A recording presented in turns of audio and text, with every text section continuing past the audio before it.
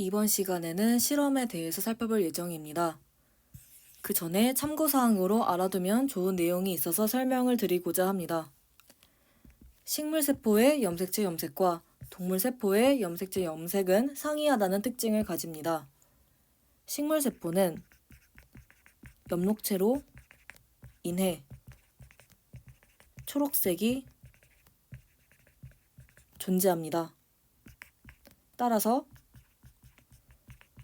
빨간색인 아세트산 카민 용액과 빨간색인 아세트 올세인 용액을 사용해서 염색을 하면 잘 보인다 라는 특징을 가지게 됩니다. 둘 다 빨간색입니다.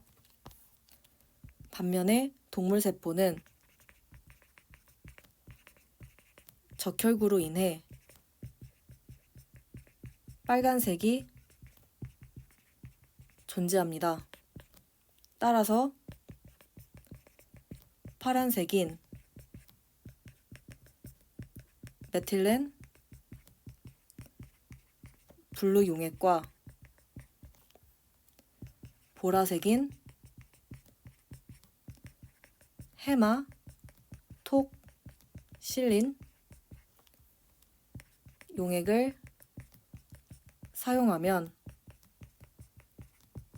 잘 보인다 라는 특징을 가지게 됩니다. 메틸렌 블루는 이름에서 알 수 있다시피 파란색이고 헤마톡실린은 보라색이다 라는 특징을 기억해 두시면 됩니다.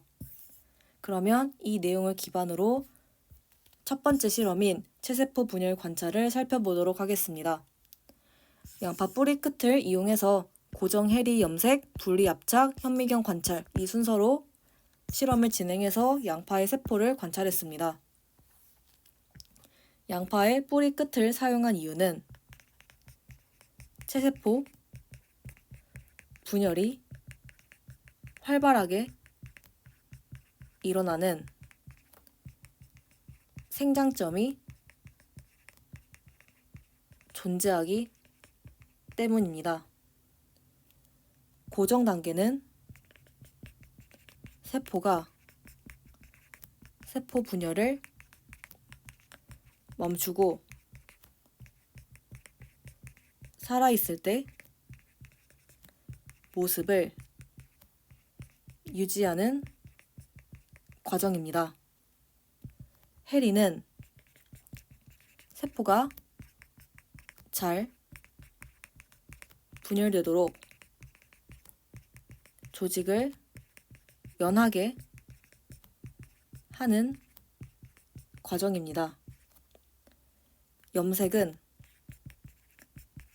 아세트산 카민 용액 또는 아세트 올세인 용액으로 염색체를 빨간색으로 염색하는 과정입니다. 둘 다 빨강색으로 염색을 하고 이거는 식물세포이기 때문에 빨간색으로 염색을 한 것입니다. 만약에 동물세포였다라고 하면 메틸렌 블루나 헤마톡실린을 사용을 했을 겁니다. 그러면 분리 보겠습니다. 세포를 명확하게 관찰하기 위해 세포와 세포를 떼어내어 한 층으로 얇게 피는 과정입니다. 압착은 세포를 명확하게 관찰하기 위해 분리 이후 납작하게 하는 과정입니다.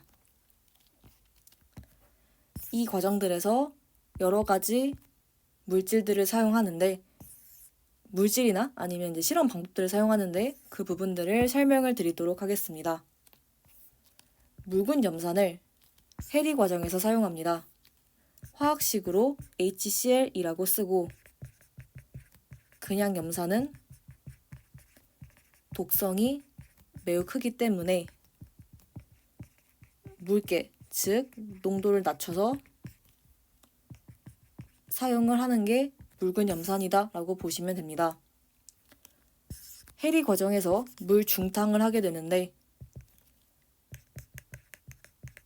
가열하려는 물질이 담긴 용기를 직접 가열하는 게 아니라 물이 담긴 용기에 넣어 간접적으로 가열하는 걸 물 중탕이라고 합니다. 압착 과정에서 거름 종이를 사용하게 되는데 용액 등의 액체를 제거하는 용도로 사용하게 됩니다. 그러면 이렇게 해서 첫 번째 체세포 분열 관찰이 마무리가 됐습니다. 두 번째 실험으로 세포의 크기와 물질 교환이 있습니다. 여기에서 이 파트 첫 번째 수업에서 나왔던 이 표가 나옵니다. 그러면 실험 과정 살펴보겠습니다. 페놀프탈레인 용액을 넣어서 우무 조각 2개를 준비를 한 상황입니다. 이 용액을 갈색으로 표시를 해보겠습니다. 얘는 지시하기 일종입니다. 그 다음에 A는 그대로 두고 B는 한 변의 길이가 1cm가 되도록 잘랐습니다. 그 다음에 A와 B에 수산화 나트륨 수용액을 붓고 그 다음에 단면을 관찰한 양상입니다. 수산화 나트륨이라고 나와 있는데 첫 시간에 배웠다시피 수산화라고 하는 거에서 초점을 맞추셔야 합니다.